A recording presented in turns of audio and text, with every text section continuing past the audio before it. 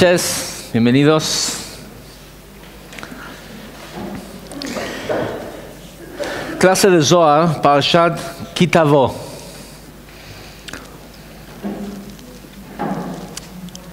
Esta porción se distingue por dos principales temas. Uno es la porción de la Torah que leemos en la festividad de Shavuot. ¿Anda? ¿Sí? ¿Está bien? Ok.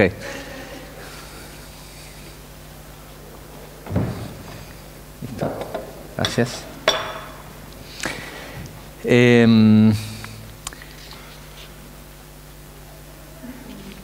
La festividad de Shavuot corresponde a, de las tres festividades que hay en el año, que se conocen como los Shalosh Regalim, las tres peregrinaciones, Pesach, Sukkot y Shavuot. En realidad son Sukkot, Pesach y Shavuot en el orden. Shavuot corresponde a la columna central. ¿Sí? Y es llamada también la festividad de las cosechas. ¿Sí? Era cuando se llevaba Bikurim, las primicias al templo.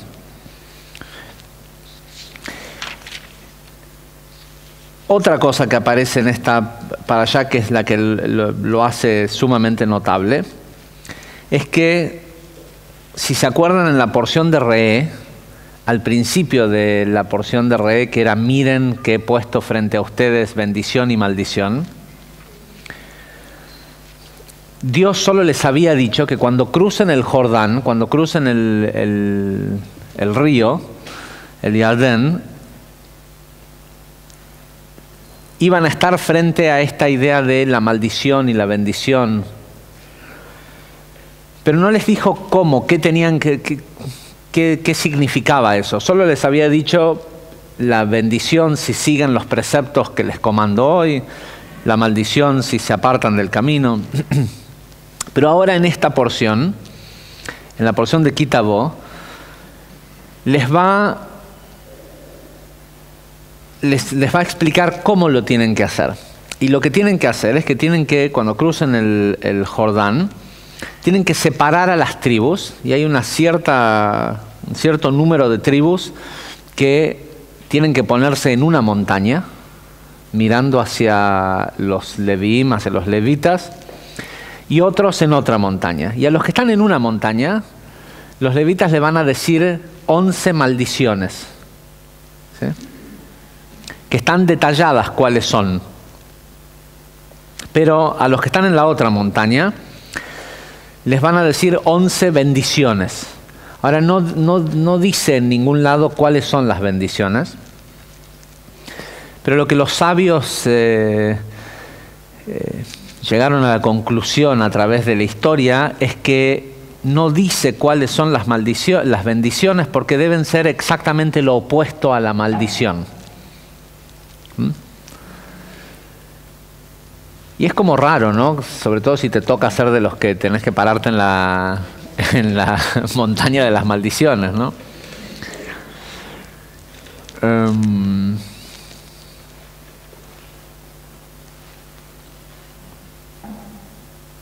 Segundo.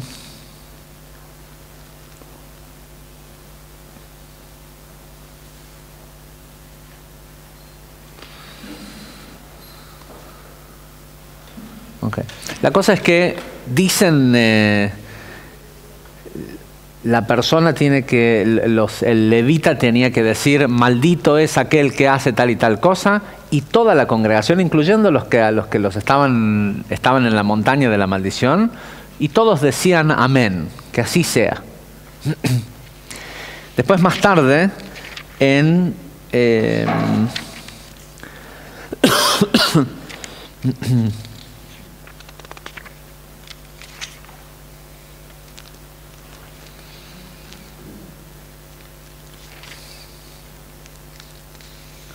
después más tarde aparece casi como si fuera que 11 maldiciones no eran suficientes, aparecen en la Torá, pero no dirigida a los que están en una montaña o en la otra, 98 maldiciones más, que dice, Arur, maldito es el que hace tal y tal cosa, y toda la congregación dice, amén.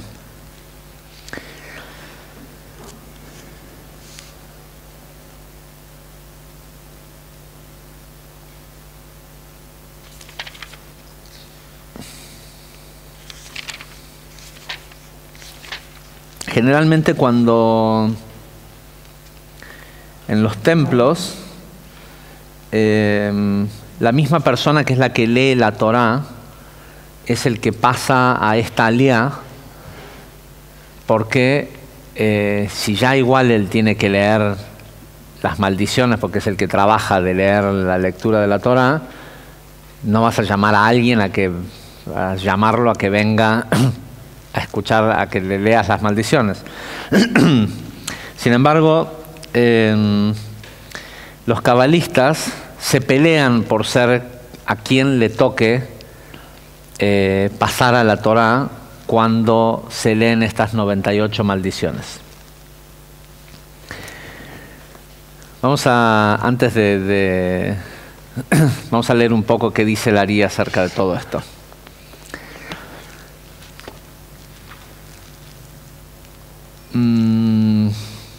Bueno, una pequeño preámbulo que nos cuenta que en realidad las tribus que tenían que estar en cada una de las montañas, a los que les tocó a los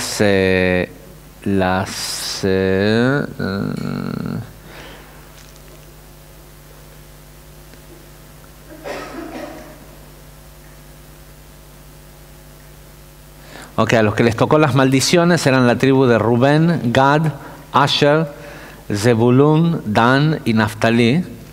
Y a los que le tocaron las bendiciones eran las tribus de Shimón, Leví, Yehudá, Isashar, Yosef y Benjamín. Ahora esto no tiene... No hay relación alguna, por lo menos según explica la Kabbalah, entre que si te tocaba estar en una montaña u otra, tuviera algún tipo de perjuicio. De hecho, según el Zohar, si uno pudiera elegir, lo que mejor pudieras haber elegido es estar en la montaña a donde se estaban diciendo las maldiciones. De hecho, los que estaban en las montañas de las maldiciones eran las tribus más fuertes. Ahora el Ari dice lo siguiente acerca de estas 11 maldiciones. Y recuerden que las dos cosas más importantes que ocurren en esta parashá son la maldición y la bendición. Agrego una cosita más para que quede dando vuelta y cerrar al final.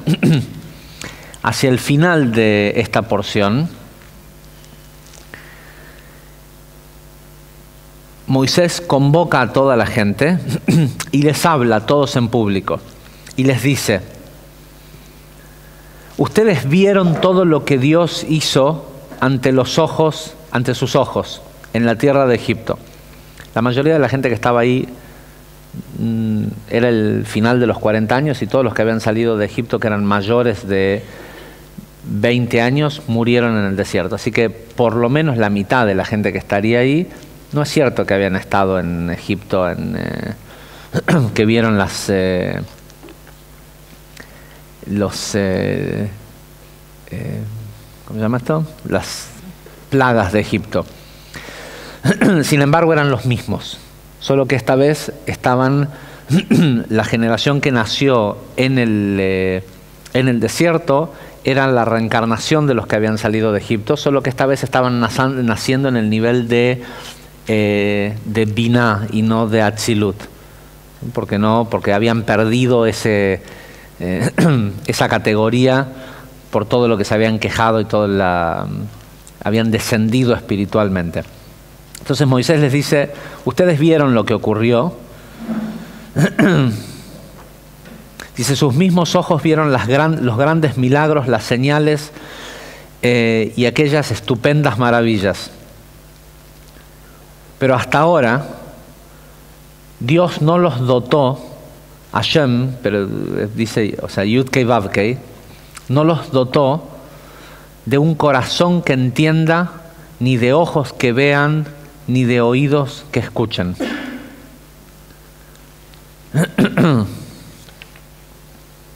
Después vemos qué quiere decir eso. El Ari comienza a discutir todo esto diciendo, ya hemos explicado, esto ya tiene dulce adentro, ¿no? Por eso hay unos, ¿no? Okay. Ya hemos explicado acerca de los 11 ingredientes del incienso, las 11 capas de cuero de cabra que separaban el tabernáculo, y también hemos explicado la relación que eso tiene con las 11 maldiciones que aparecen en esta porción, en la porción de Ki Tavo. Y el significado es simple. Hay 10 sefirot de la santidad o de lo sagrado, de lo completo.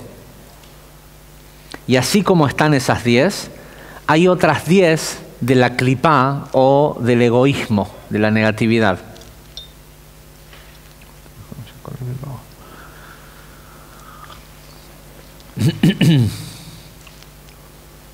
Adicionalmente, adentro de cualquier sefirá, de cualquier vasija, sobre todo en el caso de estas 10 sefirot de la santidad, hay una chispa de luz divina, que es lo que nosotros llamamos la sustancia.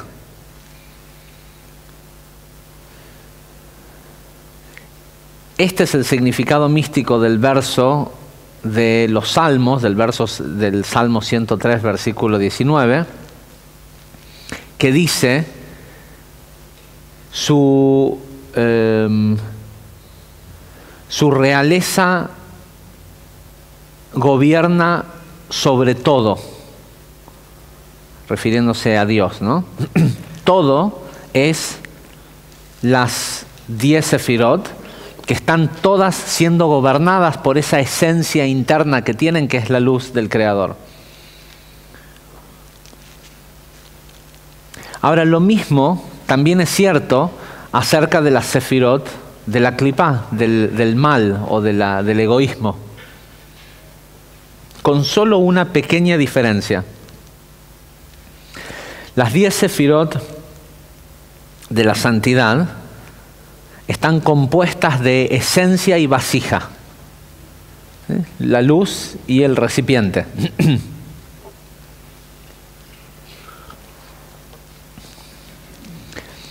Dice, la esencia es la energía divina que le da poder a esa vasija, pero la vasija es lo que le da identidad a ese poder. ¿Sí? Se necesitan uno del otro. Uno es una potencia y el otro es un regulador de frecuencia, ¿sí? Le dice qué vamos a hacer con esta potencia, ¿sí? Qué voltaje, qué tipo de maquinaria vamos a...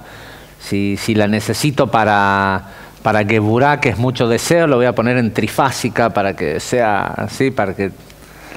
O si necesito para Netzach, necesito trifásica, pero acá necesito 110, pero la potencia es la misma. Es la luz del mundo infinito.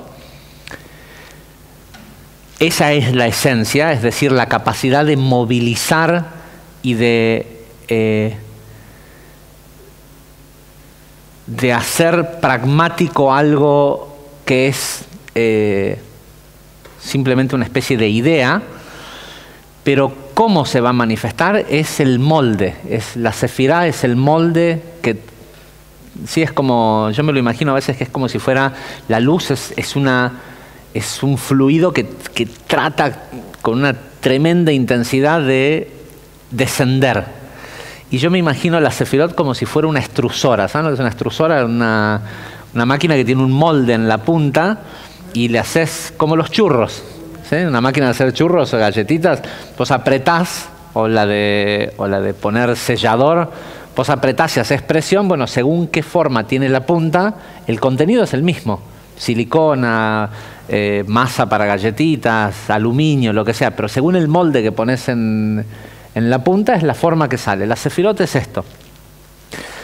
Desciende este fluido divino que es la luz, y a medida que va pasando, pasa por Gesed, sale con formita de corazón, sale amor. Y cuando pasa, y es más, la entrada, ahora van a entender qué tan mal de la cabeza estoy, en mi mente, la entrada de Geburá tiene el molde de corazón.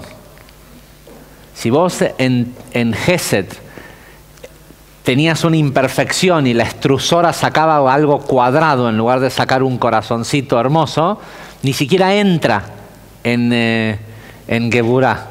Entonces, para que entre el feedstock, la materia prima a Geburá, tuvo que haber pasado por un Gesed que esté por lo menos lo más parecido al amor, ¿sí? Si no, ni siquiera entra. Y ahora en Geburá sale con otra forma, y esa otra forma tiene que pasar a Tiferet, y cada uno tiene una entrada que es como el extrusor anterior y una salida distinta. Al final, entre Yesod y Malhut, hay una, en lugar de ser algo así tan bruto, hay una película, ¿sí? Y sale vida, sale cómo es tu vida a tu alrededor. Entonces, si de Gesed salió medio corazón, pasa por el agujero, ¿sí? Pero no trae toda la materia prima que necesita, ¿sí? Entonces, al final sale una vida, pero no es tan substanciosa. Entonces, la luz es substancia.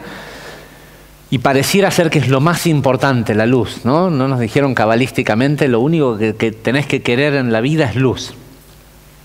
Si no hay vasija que le dé contexto a esa luz, ¿sí? Es más, mucha luz y poca vasija rebalsa. Entonces, si quieren pueden dejar las tarjetas de sus psiquiatras ahí en la urna. Pues, prometo no ir.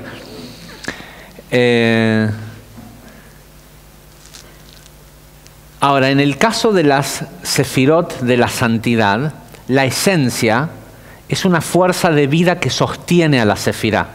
Es como si fuera una simbiosis. Y de hecho, es una fuerza que lo que hace constantemente, porque está adentro de la Sefirá y es infinita, y la Sefirá es una especie de deseo, con lo cual tiene algún estado de finito, ¿sí? De constricción o de medida. Lo que hace esa luz es que ejerce constante presión en la Sefirá. Y lo único que está tratando de hacer es que sea grande, ¿sí? Que haya más amor, que haya más deseo, que haya más belleza. Y lo puede hacer porque es un contenido. Lo único que puede poner presión en una estructura para hacerlo más grande es algo que esté adentro, ¿sí? Si no pones contenido adentro, lo que hace es al revés, se achica. Si la presión es de afuera hacia adentro, restringe y constringe. Ok.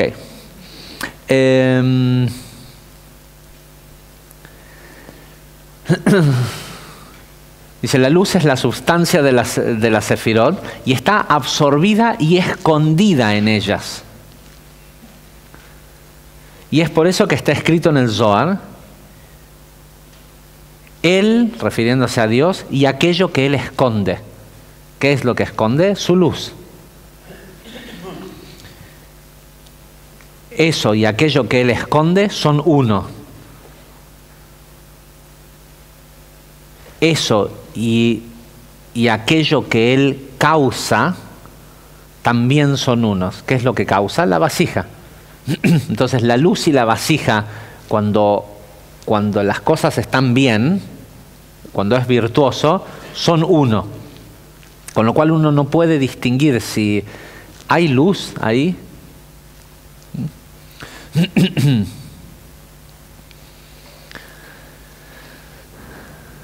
Dice, y esta es la razón por la cual cuando hablamos del árbol de la vida, Etz HaChaim, hablamos de 10 sefirot, porque son 10 unidades, hay solo el número 10.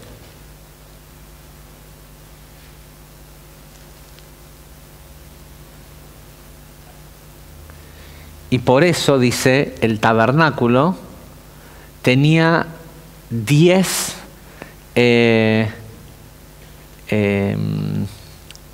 ¿cómo se dice esta palabra? ¿Vieron como cuando uno tiene una cortina, hay como un... ¿cómo se llama lo que está arriba de la cortina? Que sí, no sé si... Ponele que fuera como un taparrollo, aunque no fuese un... ¿Cómo? Cenefa. ¿Vieron eso que...? No sé. ¿Cuándo? Ok. Sí, lo que tapa la cortina.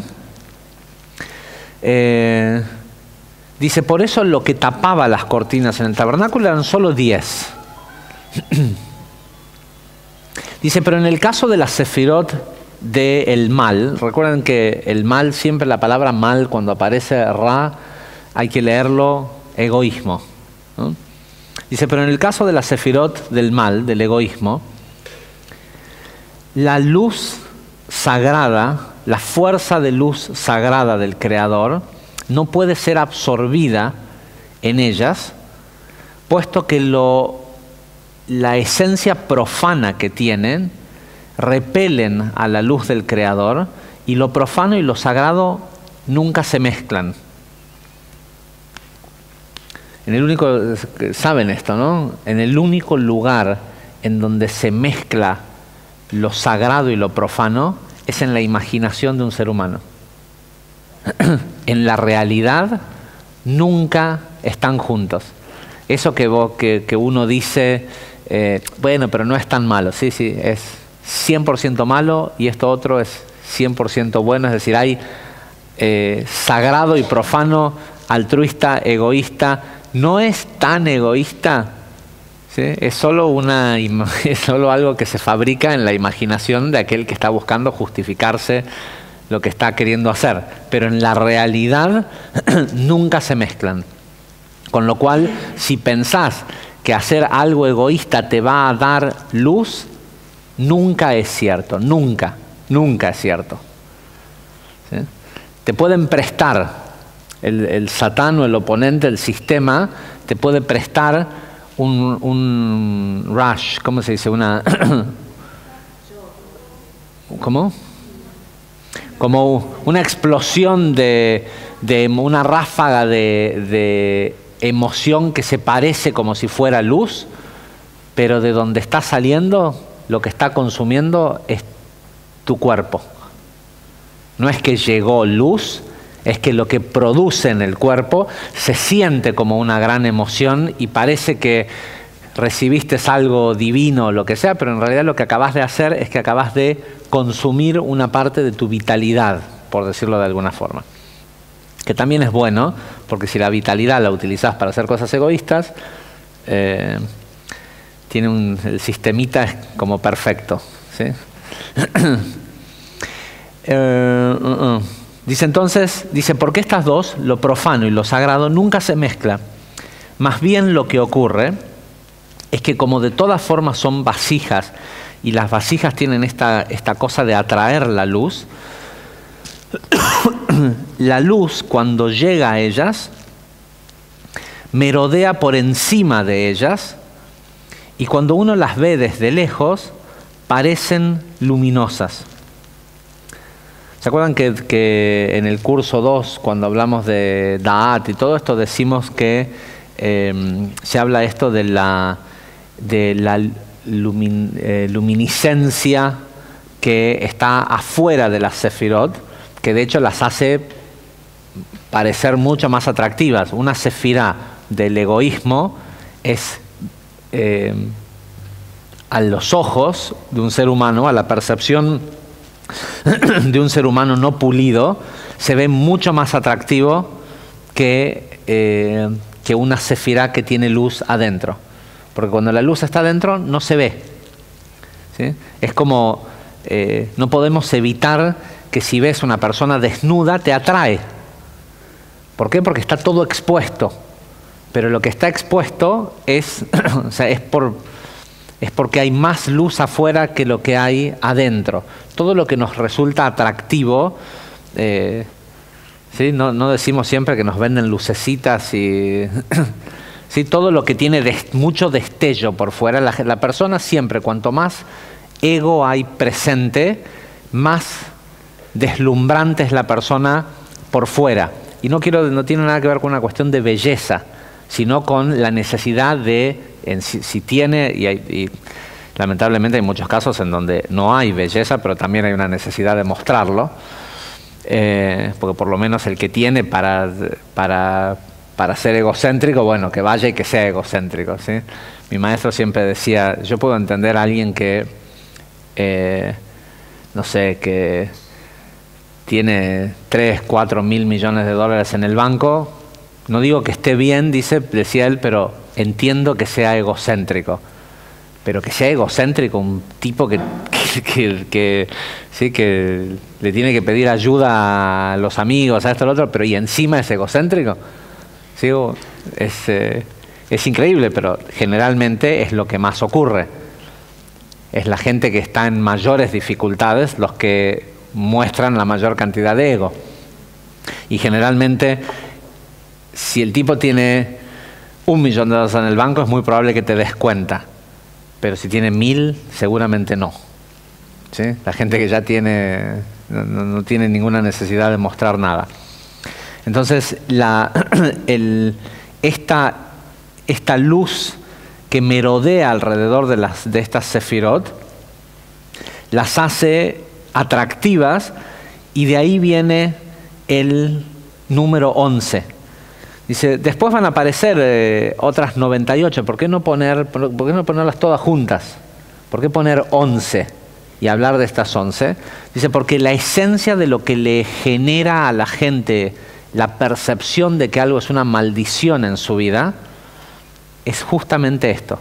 Es la luz que no penetra en las sefirot, porque esas sefirot, o sea, ese árbol que la persona emanó, no sé, para salir a buscar pareja, para generar un negocio, para hacer, no sé, para el por qué va al gimnasio, ¿sí? Para sentirse bien y para estar mejor físicamente. Si la motivación es egoísta, seguramente se va a notar desde afuera mucha luz.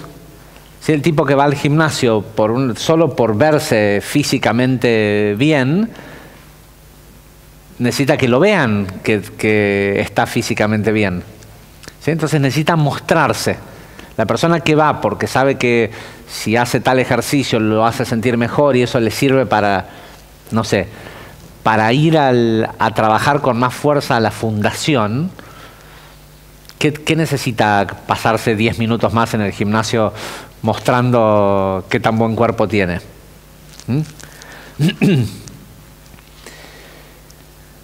Entonces,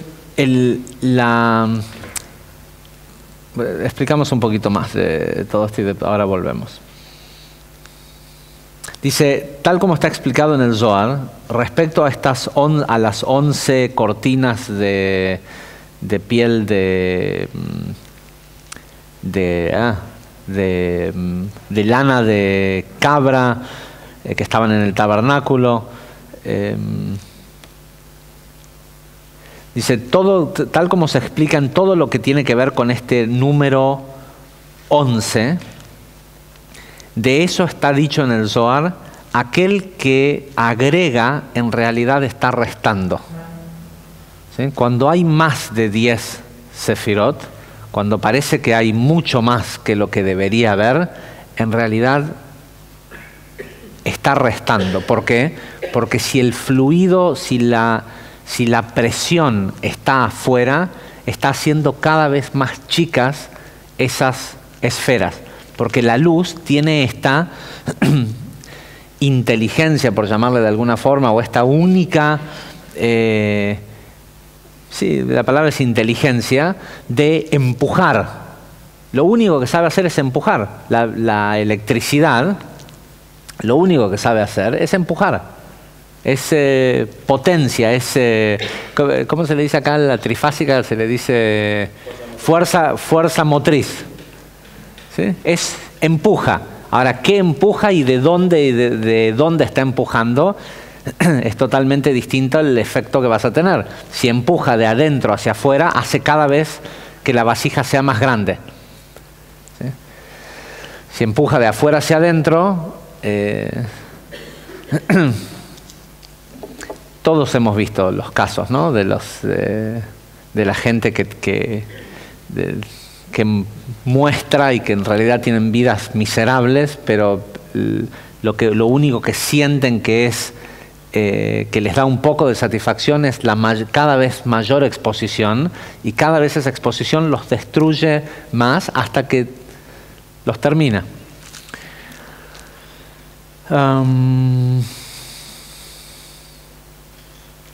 Dice, ahora vamos a explicar cuáles son, a qué corresponden estas 11 maldiciones. Dice, el primero de las maldiciones, dice, maldito es aquel que hace una imagen grabada o moldeada.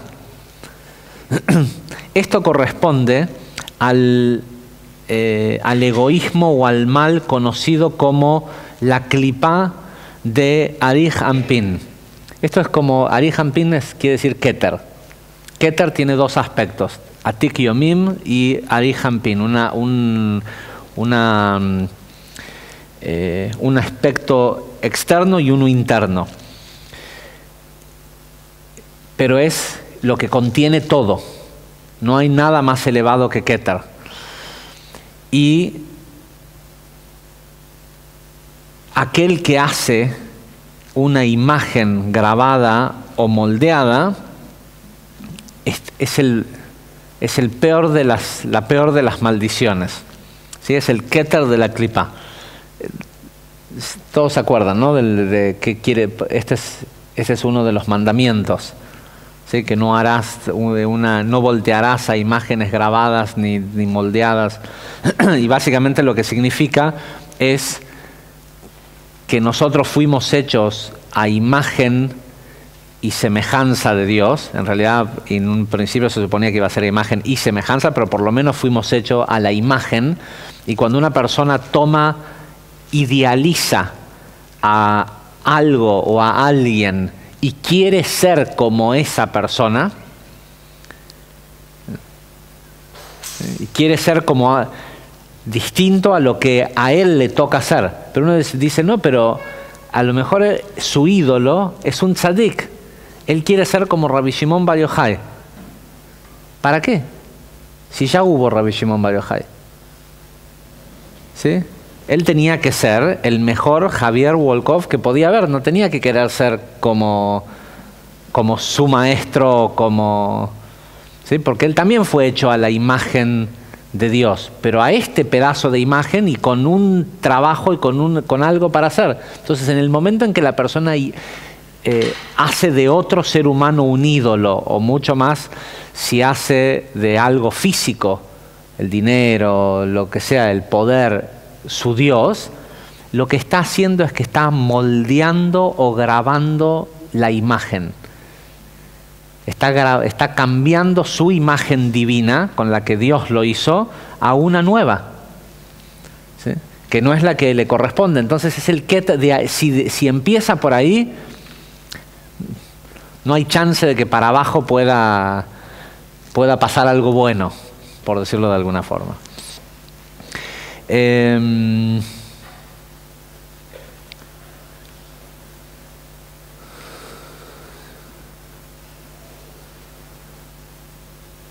Dice, porque ya sabemos que en Arij Anpin ese es el medio en donde toda la creación está escondida. Es decir que todo lo que una persona también puede crear o vino a crear en su vida, si empezó por joder su propia imagen, todo lo demás que va a hacer va a salir de la misma calidad. Y es algo que no es fácil de hacer, porque nos han vendido históricamente que tenemos que seguir el ejemplo, ¿sí?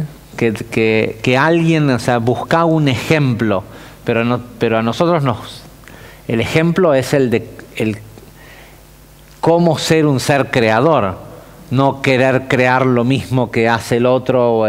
Por eso es que, y si prestan atención, hay un tipo que pone la primer cancha de pádel o el primer laverrap o el primer...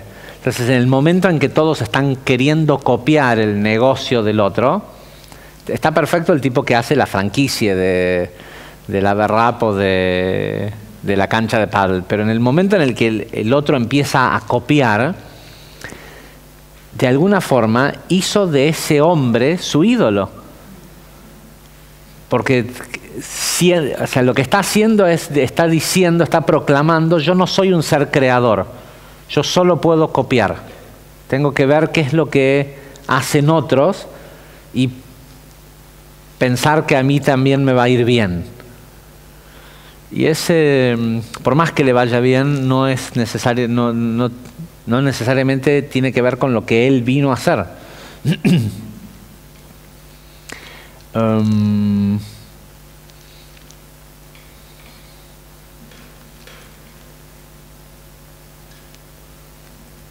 Dice, y esta es la razón por la cual esta maldición contiene 13 palabras, porque está escondida en ella las correcciones o la correspondencia a las 13 correcciones de la barba de Arihampin. Esto también ya lo hemos explicado. Los 13 atributos de la misericordia provienen de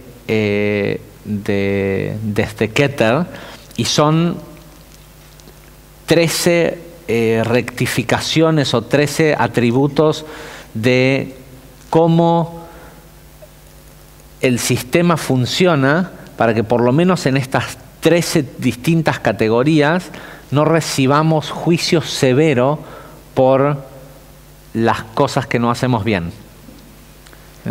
La mayoría de la gente que se queja de cómo le va en la vida, que una vez que estudia Kabbalah sabe que cómo le va en la vida es producto de cómo él o ella precipita o manifiesta luz en su vida.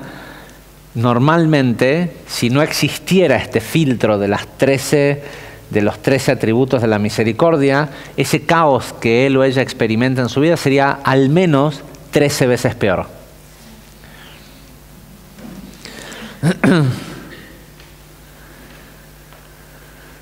Dice el segundo de las maldiciones, dice: maldito es aquel que insulta a su madre o a su padre. Esta maldición corresponde a... Estamos hablando de cómo es cuando la luz está afuera. Son 11 porque, o sea, esto hay que relacionarlo con una persona en sí o algo que la persona está haciendo, en donde en ese área en particular de su vida la persona decidió que se va a ir por el lado de lo egoísta o del egocentrismo, y en eso sí muestra y es escandaloso, ¿sí? La luz, el Zohar dice que que la única característica de la luz, excepto su esencia, que es Or En Sof, que es una luz infinita, es que es Or Pashut, es una luz simple. Simple, Pashut también se utiliza para decir humilde, o no es pretenciosa, es simple, ¿sí? Entonces, a donde hay luz, generalmente hay simpleza. La gente que necesita Vos querés saber quién es un buen maestro para seguir, fíjate a quién nadie sigue. ¿Sí? No que nadie sigue porque no siguen sus enseñanzas, sino qué maestro no se deja seguir por un entourage de gente que lo rodee y que lo adule y que... ¿sí? Porque si hay luz, no puede haber afinidad con eso.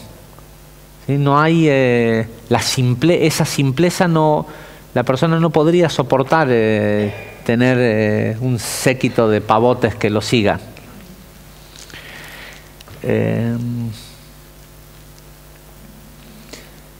Porque también es una forma de hacer una imagen moldeada, ¿sí? Es de hacer un falso Dios. Entonces, dice el segundo nivel de maldición, dice, maldito es aquel que insulta a su madre y a su padre. Dice, y esto se refiere a Abba Veima, a Jochma y Binah. Las próximas 5 maldiciones corresponden en Zeir Anpin a Keter, Jochma, Binah, Geset y Geburah de Zeir Anpin. Las primeras 2 maldiciones correspondían a los intelectos, las siguientes 5 maldiciones corresponden a estas sefirot de la emoción. Si quieren después los pueden leer en la Torah cuáles son las maldiciones. Dice, sin embargo, acá el Rabbi Haim Vital dice, el Ari nunca dijo exacto cuál de las 5 corresponden a cada cual, o si es en el orden que aparecen. Dice la próxima que dice, maldito es aquel que tiene relaciones con su hermana, corresponde a Tiferet de Zeir Anpin. Puesto que, esto lo explicamos justo este Shabbat pasado, dice, puesto que, no sé si saben que Jochma y Binah son llamados Abba Veima, con lo cual Zeir Anpin y Malhut son los hijos de Abba e Ima. Mientras están en el estado de hijos, es decir, mientras son inmaduros emocionalmente, hasta que no madura, a ver si se entiende mejor así, hasta que un chico no madura sexualmente, a las compañeritas de la escuela las ves como si fueran su hermana. ¿Sí? Les tiene igual de asco que le tienen a su hermana. Vieron como los chicos le tienen asco a los del otro sexo, todo. Hasta que un día madura sexualmente y de repente le resulta atractiva. Lo mismo ocurre con la emoción. El mundo físico, a la gente que tiene emoción inmadura, le resulta asqueroso. Hay que trabajar, hay caos por todos lados, hay guerras, hay pobreza, el mundo es horrible. ¿Sí? No siente atracción por el mundo físico, no le ve ninguna belleza al mundo físico. ¿Por qué? Porque él es un niño. ¿Sí? Cuando el tipo crezca emocionalmente, o una mujer crece emocionalmente, empieza a percibir que el mundo no es tan malo, no es tan feo, y hasta le empieza a gustar. ¿Sí? La percepción que la gente tiene de la realidad en el mundo es su capacidad o no de ver la perfección en cómo funciona el sistema. Y la capacidad o no de ver perfección en el sistema depende de Tiferet de Zeir Anpin. Si la persona tiene un balance entre Geset y Geburah. Entonces, ¿qué pasa? Cuando la cabeza de Nukva, de Malhut, está a la altura de Tiferet de Zeir Anpin, está más abajo de estar a la misma altura, es como si fuera su hermana. Pero cuando crecen emocionalmente se ponen cara a cara y se pueden reconocer, por decirlo de alguna forma.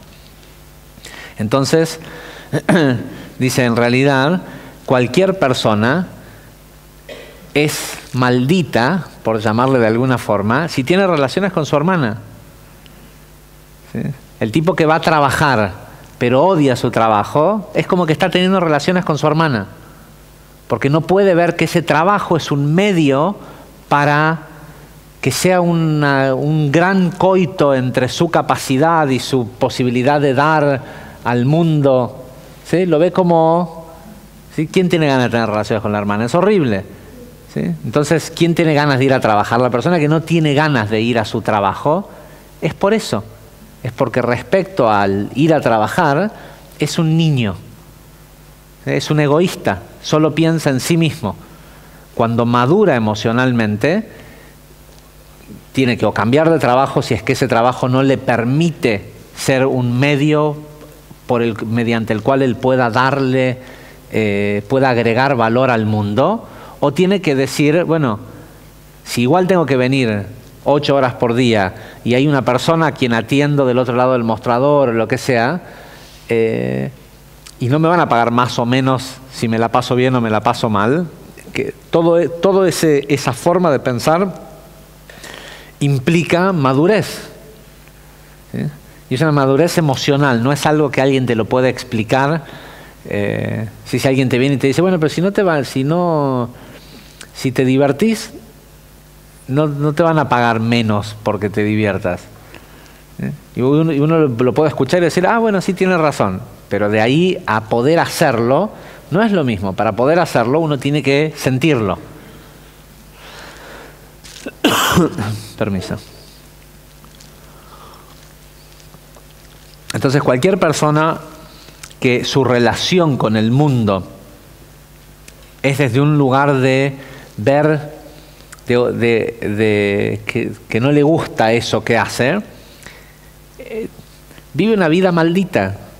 ¿Sí? No porque alguien lo está maldiciendo, es su culpa.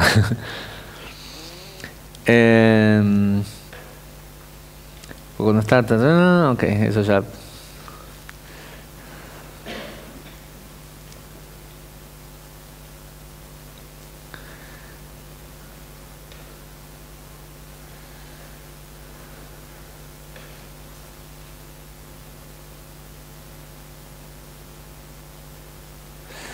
Ok, después el Ari no explica más una por una qué son.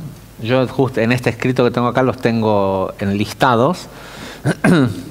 Después viene, maldito es aquel que tiene relaciones con su madrastra, el que le hace algo malo a su vecino en secreto sin que él sepa, ¿sí? Algo que lo perjudique pero no de frente.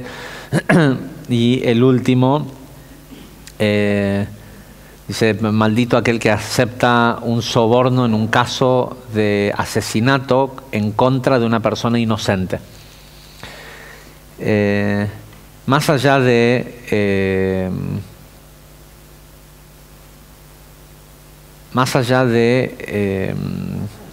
entender a qué corresponde cada uno de ellos, el Ari dice, a esto se le suman las 98 maldiciones que salen más tarde. No podían haber sido 10 y 99 o 9 y 100 para hacerlo, ¿sí? 98. Y esta porción siempre se lee en el mes de Elul, previo a Rosh Hashanah. Siempre. No hay forma de que no caiga durante el mes de Elul. Y el mes de Elul, para las comunidades sefaraditas, durante todo el mes de Elul se hace Selijot, un rezo adicional que se hace en las mañanas, donde se toca el shofar y se hace, que tiene que ver con el Slijá, quiere decir perdón, como cuando uno le dice a alguien, uy, perdón, ¿sí? Slijá, o incluso se utiliza hasta para decir permiso, ¿sí? Perdón, Slijá. Slijot es perdones y casualmente la palabra Slijat, que es el singular de Selijot, viene de la palabra Slach, que el valor numérico que tiene es 98.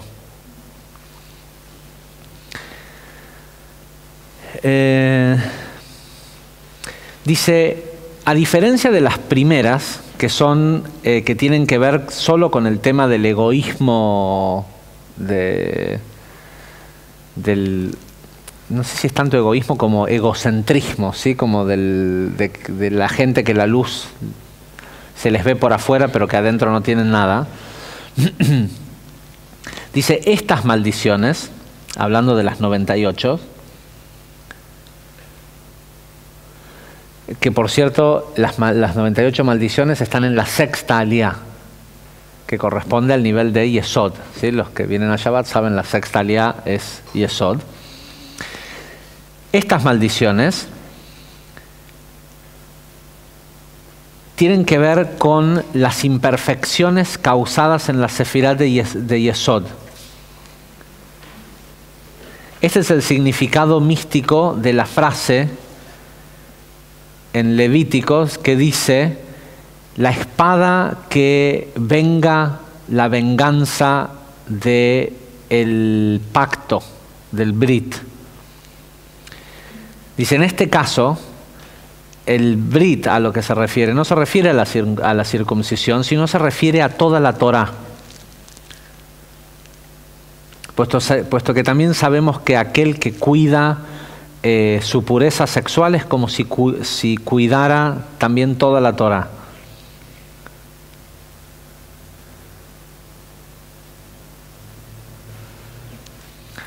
Dice, como hemos explicado previamente, la sefirá de Yesod es donde todos los poderes todos los poderes de las sefirot que la preceden colapsan y se concentran en una sola esencia. Es como decir, ahora si la extrusora, si van pasando, digamos, de que cada forma, al corazón, sale un corazón pero con una cosita más.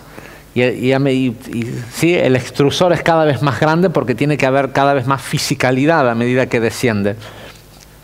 Para cuando el fluido de la luz llega a Yesod, tiene la forma de todas las otras sefirot anteriores. Si llegó entera, para cuando llega a Yesod, por eso es que explicamos siempre en el curso de almas gemelas que el estadio de Yesod, que en el tema de las relaciones de pareja tiene que ver con el sexo, debería de venir después de que haya amor, deseo, belleza, perseverancia, humildad. Si lo que hace la mayoría de la gente hoy, que testea a su potencial alma gemela a través de primero tener relaciones sexuales y ver qué tal les va, seguramente el indicativo más certero, si así es como probás de que alguien es tu alma gemela, es si la primera vez que tenés relaciones sexuales con esa persona es horrible. O sea, es un desastre, ¿sí? Porque para que sea como lo que la gente espera de buenas relaciones sexuales, pero que eso signifique que hay una verdadera afinidad entre estas dos almas, tendría que haber pasado por todo el proceso del árbol. Entonces, seguro con esa persona que si la primera vez que se conocen, tienen relaciones sexuales, y es así, wow, súper, seguro no es la persona para vos. ¿Sí? Ahora, si salió todo mal, probá de nuevo. Probá porque a lo mejor te están queriendo decir, ¿sabes qué? No te vamos a dar el gusto. Con esta persona hay chance de que esta sí sea. Empezá por acá. Hacé el camino, ¿sí? Hacé el camino de Santiago. Tenés que pelearla para poder llegar ahí. ¿Por qué? Porque para que eso sea realmente redituable, tiene que traer todas las otras emociones.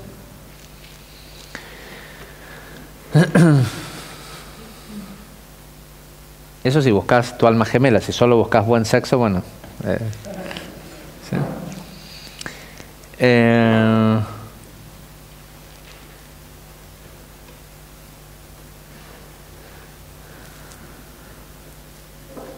Dice, por eso, como concentra todas las otras sefirot, se convierte en la semilla de la realidad, alegóricamente con el semen, ¿no? Puesto lo que se supone que tiene que hacer es transmitirle a Malhut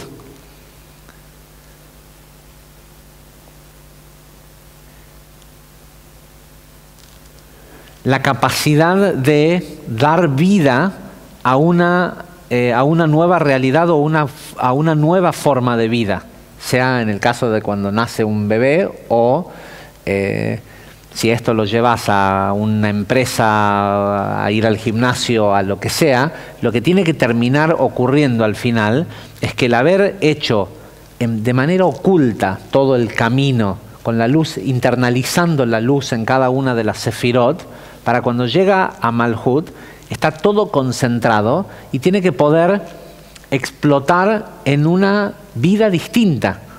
No en solo una noche de buen sexo o solo puedo mostrar que me veo mejor físicamente, pero sufro porque no puedo comer, porque mantener eso me requiere de todo un sufrimiento.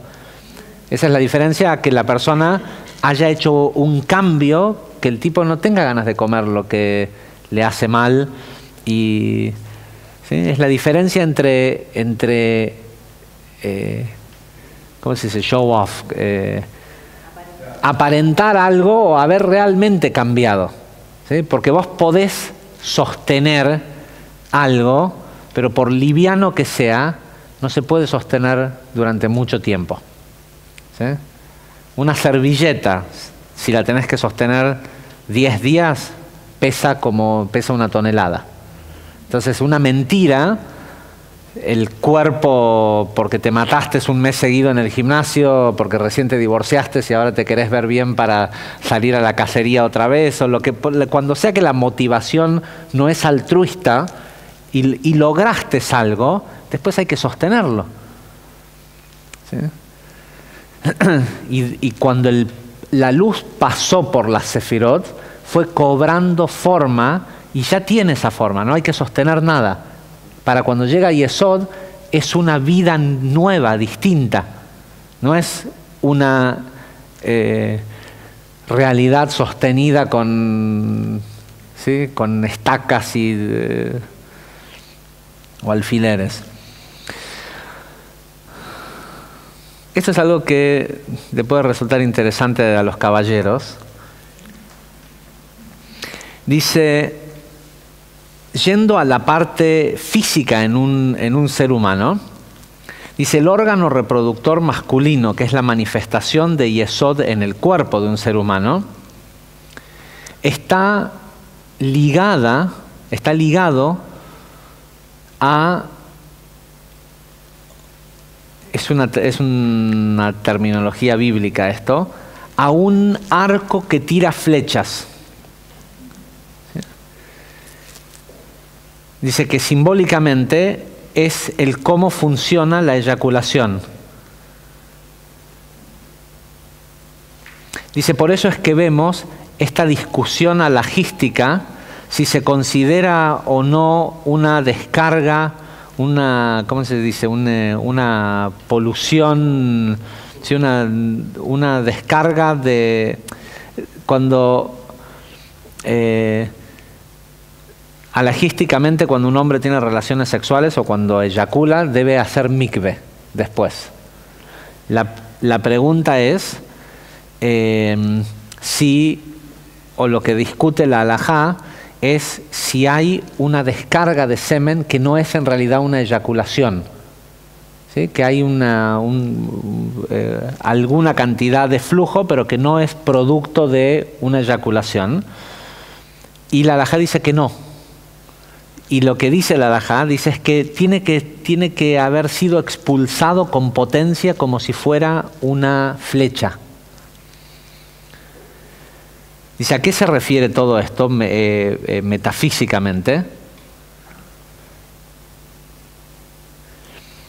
Dice, el blanco a donde debe apuntar esa flecha es el parsuf de Rachel, es la parte de Malhut en lo físico. ¿Sí? Hacia donde debe apuntar lo que sea que se juntó a través del paso de la Sefirot cuando llega a Yesod, es a la manifestación de algo físico. No es tampoco decir, bueno, yo estoy haciendo todo esto, pero estoy contento con... ¿Vieron que hay gente que se consuela cuando no le salen las cosas? Y dicen, pero si otros se favorecen y otros... No, si tu idea original era que ibas a hacer tal y tal cosa solo para favorecer a otros, bueno, entonces, ¿ocurrió o no ocurrió? Tiene que haber una reacción física al final, y si parte de lo que habías puesto en el plan original era que también tenía que haber un beneficio económico, social, emocional, lo que sea para vos, ¿ocurrió o no ocurrió? La gente, cuando no le sale, cuando no manifiesta bien las cosas, generalmente empieza a buscar excusas y se conforma con que hayan pasado como cambios, bueno, pero ahora ya no nos llevamos distinto y también nos sirvió para y tal cosa, pero lo que vos dijiste que estabas buscando que ocurra físicamente, ¿ocurrió o no? ¿Sí? El paso de pero ¿por qué es importante? Es importante porque el mundo estaba esperando que vos lo hagas. No es que es importante por vos, es importante porque hacía falta 162 nuevas, mejores relaciones de pareja. Y como vos levantaste la mano y dijiste, yo voy a ser uno de esos, te dieron el trabajo. ¿Sí? Ahora el mundo, el universo, está necesitando que alguien termine de manifestar esas 162 buenas relaciones de pareja. Si vos levantaste la mano y dijiste, yo voy a ser uno, y después no lo haces, no importa con que, bueno, pero en realidad somos grandes amigos y... Ok, te hubieras anotado se necesitan 4.555 grandes amigos. ¿Sí? Es así, o sea, ¿cuál fue la emanación que tuviste? Tal ¿sí? Fue tal y tal. Creo que ahora me vino de que algo debe tener que ver esto con el que tiene, maldito el que tiene relaciones con la esposa de su padre. Con la madrastra. Tiene que ver con en el camino cambiar lo que ibas a crear, me parece. No lo leí en ningún lado. Entonces dice, el objetivo de este arco y flecha es que pegue en el centro del mundo físico, que termine generando un bienestar, una mejora en el mundo.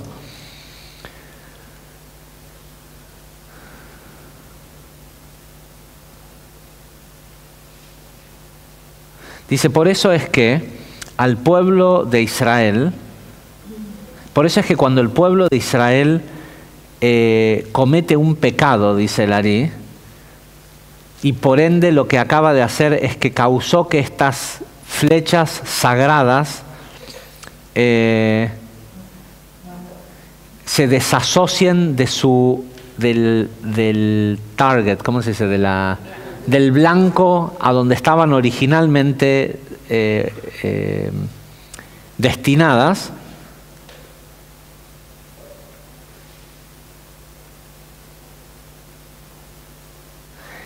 hace que esas flechas se den vuelta y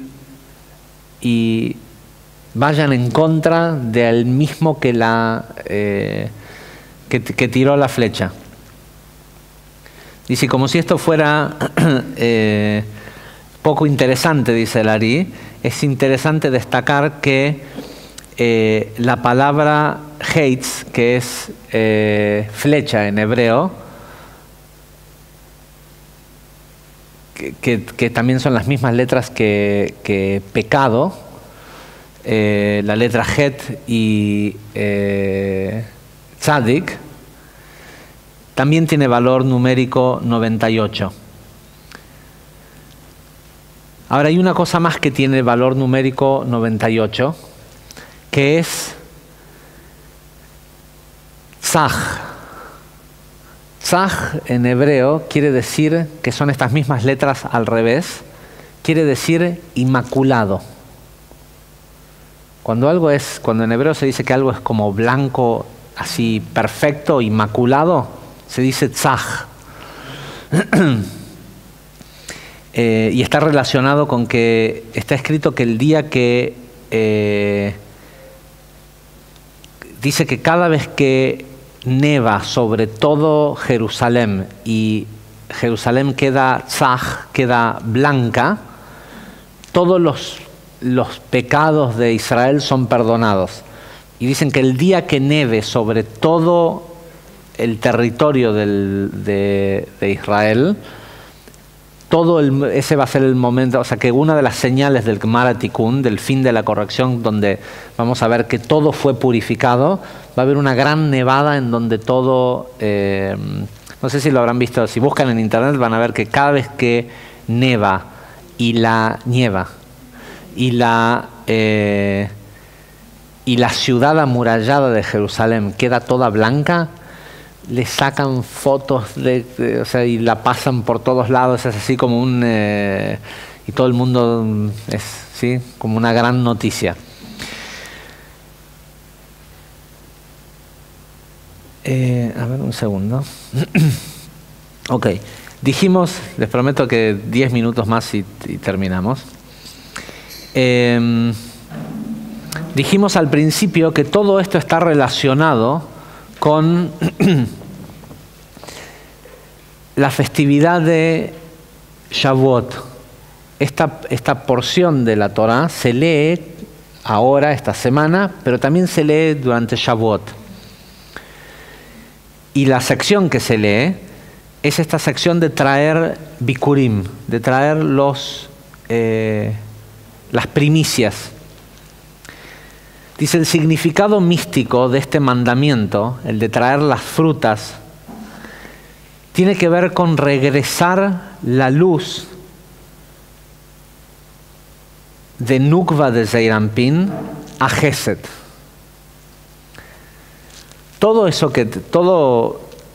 En realidad, de lo que escuchamos en la primera parte, maldita es la vida de una persona que no puede bajar luz a este mundo. Es así de... Ahora, ¿qué es maldito y qué es bendito? Es una cuestión de percepción. No hay una realidad maldita o una realidad bendita. Lo que hay es si tenés o no ojos que vean, corazón que entienda y oídos que escuchen.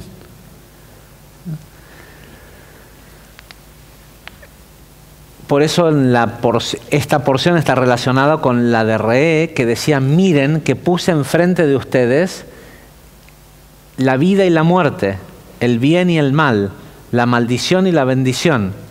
Elijan la vida. Pero no es una cuestión de... traigo otra vez el ejemplo, porque lo dijimos en Shabbat y hace mucho tiempo que ya me había olvidado que siempre daba ese ejemplo. Decimos siempre que la vida es un juego. Cabalísticamente la vida es un juego, es todo mentira esto, ¿sí? Es un juego. Y de lo que se trata es de divertirse y en lo posible de ganar. En lo posible de ganar. El juego no tiene nada que ver con qué cartas te tocan. Tiene solo que ver con cómo jugás el juego. Y siempre doy el ejemplo, si estás jugando al truco, funciona con otros juegos, pero así hacemos que la gente que nos ve en el aula virtual, los argentinos que están en otros lugares del mundo, les da nostalgia por escuchar esto, y los que no pueden aprender a jugar al truco. Igual debo decir que estuve en los 20 años que viví en Estados Unidos y tenía muchos amigos mexicanos, de la misma forma que una persona que genéticamente no es chino, nunca puede hablar chino. Una persona que puede estudiar chino, pero pronunciar como un chino solo si sus padres son chinos. ¿Sí? Solo si uno es argentino puede jugar al truco. Es increíble. Y miren que he tratado, es una cosa que he tratado de hacer que mis amigos, o sea, y les parece súper interesante el juego y lo juegan, pero no es lo mismo. Pero el respecto a lo que decíamos anteriormente, un tipo que levanta la mano y se encuentra que tiene un 7 de espada, un ancho de espada y alguna otra carta, digamos un 3, algo así, siente que ganó el partido. ¿Sí? Ahora, ¿cuántas veces alguien que tiene esas cartas se va con un solo punto? Porque no pudo jugar nada con el otro. Muchas veces. ¿Sí? Ahora, también puede pasar que el de enfrente sí quiera jugar. Y si el de enfrente quiere jugar y tiene un 7 de basto y un 6 de basto y una sota, ¿puede ganar? Puede ganar todo el partido. Lo único que tiene que hacer es cantar falta en vido y puede ganar todo el partido. Ahora, lo más probable es que alguien que tenga la otra mano le diga que sí a todo lo que el otro cante. ¿Sí? ¿Por qué? Porque está hinchado en su ego de lo que... La vida no es las cartas que te tocan. Es cómo jugás, es la inteligencia emocional de la que hablamos, los intelectos divinos, es cómo hacer de cualquier carta las cartas ganadoras. Te conviene mucho más estar parado en la montaña de, si entendés esto, te conviene estar parado en la montaña de las maldiciones. Decime exactamente y claramente qué es lo que no. ¿Sí? Lo que sí es, si sé que no, después lo demás hago todo lo que quiera y como sea y como, pero lo que necesito saber es que no. ¿Sí? Y así mismo, ¿es realmente no? ¿Sí? Ya vimos que no se refiere específicamente al que hace esto o al que hace lo otro. ¿Sí? Ok. Esa es la primera parte. No hay maldición, es que elige la persona. ¿Vas a trabajar a ese lugar y vas a atender mal a la gente porque pensás que te pagan mal? ¿Qué tiene que ver el tipo que viene a que lo atienda con el que vos no sepas decirle a tu jefe que querés que te pague más? ¿Sí? Ok, dice el significado, pero a todo esto, todo es, el que tiene una vida maldita es el que no sabe cómo agarrar esa luz y de hacerla descender a Malhut. Ahora, ¿de qué se trata la inmortalidad? Porque la festividad de Shavuot se trata de la energía que se revela es la de la inmortalidad y está relacionado a esto. ¿De qué se trata el lograr que eso perdure por siempre? Se trata de que una vez que llegue a Malhut, agarrarlo y subirlo otra vez a Gesed. Dice, el significado místico de este mandamiento, y por eso están todos relacionados, es devolver la luz que se manifestó en Nukva de Zeir Anpin hacia Gesed. Que en este caso era el sacerdote en el templo el que representaba esa entidad. ¿Para qué hacer esto?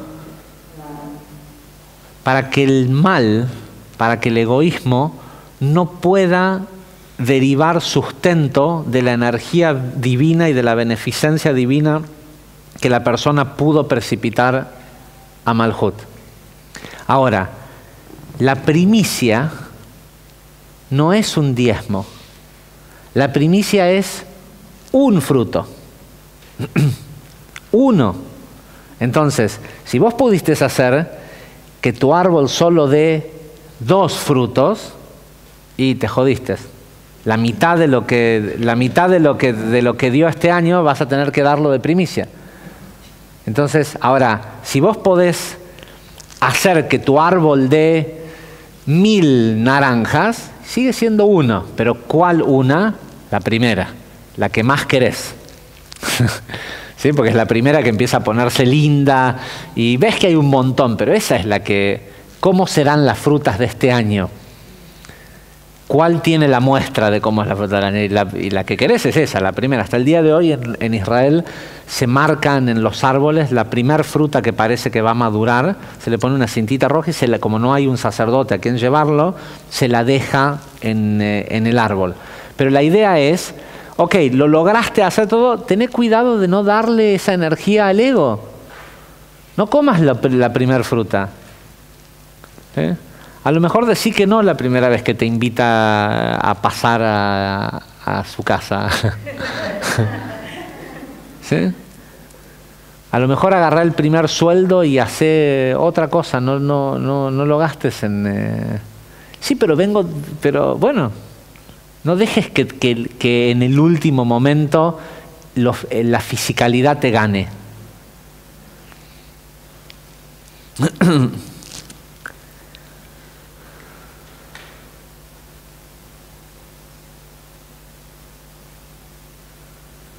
Dice, este es el significado. Hay toda una explicación, lo que pasa es que por la hora no quiero explicar qué es. Solo les voy a contar esto acerca de, porque esta parte creo que sí es importante. Cuando una persona llevaba bikurim, el tipo por ahí tenía que venir de hecho no siempre se había levantado toda la cosecha, ¿sí? En Sukkot de repente se llevaban diezmos de la cosecha anterior, pero esto era las primeras frutas. Cuando una persona llevaba bikurim, lo llevaba en una canasta o en varias canastas si tuviera muchos árboles, pero como es una sola fruta por cada árbol, con lo cual te obliga a que trates de ser el mayor manifestador posible para que te duela menos dar esa ofrenda.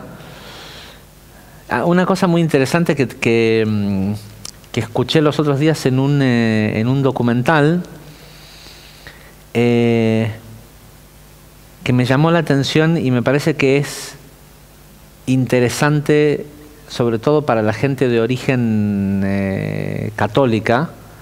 No pasa tanto en las comunidades cristianas, pero sí en el catolicismo, y que de hecho hoy ya es una cosa como común, se convirtió en algo común hasta en el judaísmo. En el documental decían que la principal diferencia que había entre lo que estaba recibiendo el mundo occidental desde el cristianismo por las costumbres que venían del templo de Jerusalén al incorporar el cristianismo en Grecia y Roma, era el concepto de traer ofrendas, ¿sí? De ir al templo a llevar, no de ir a pedir. La gente va a la iglesia o hace procesiones y todo para pedir. Y antiguamente, incluso en el hinduismo y en el budismo también, uno va al templo a llevar una ofrenda, no a ir a pedir que te den algo. ¿Sí? Y es algo que hay que tenerlo en cuenta, porque creo que hay está viciado esta idea de que voy y tomo una clase de Kabbalah, o voy a la iglesia, o voy a la sinagoga a Rosh Hashanah para pedir para el año que viene. Y lo que tenés que hacer es tenés que ver qué es lo que venís a ofrecer, no qué es lo que venís a pedir para llevarte. Pero cuando la persona venía con la canasta, antes de dárselas al sacerdote, tenía que decir: un arameo trató de estafar a mi padre. ¿Sí? Se refiere a Labán con Jacob. Dice, y él, con poquitas personas, se terminó yendo a Egipto.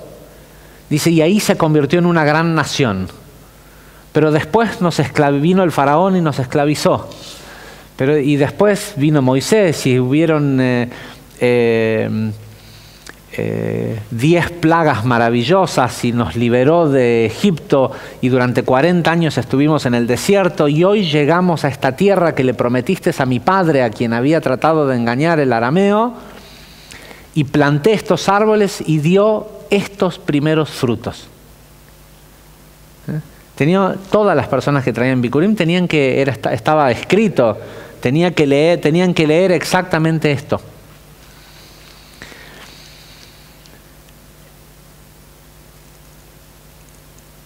Sea que lo veas desde allá arriba, desde el árbol, tuve esta idea, ¿por qué traes estos frutos? Porque te tenés que acordar que tuviste una idea de dar, no de...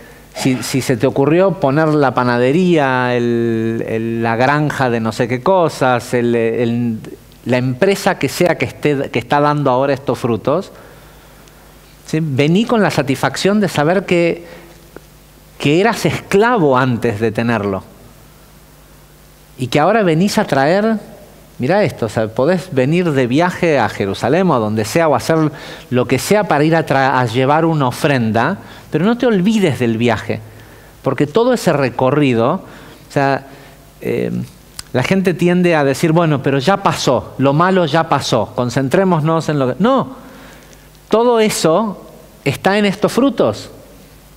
¿Por qué digo, y ahora te vengo a traer estos frutos? Porque esos frutos ahí adentro, arquetípicamente, contienen todo el viaje. Y si vos te olvidás del viaje, te vas a olvidar de cómo volver a hacer de ese tipo de frutos. Para que circule, no te pasó algo malo en el camino. No era algo malo, no era una maldición. Era una de las cosas que tenías que atravesar para terminar con esta bendición que son estos frutos. Ahora, en el momento que dejes de apreciar estos frutos, lo que tenés en las manos es una maldición. Hasta la semana que viene. Gracias.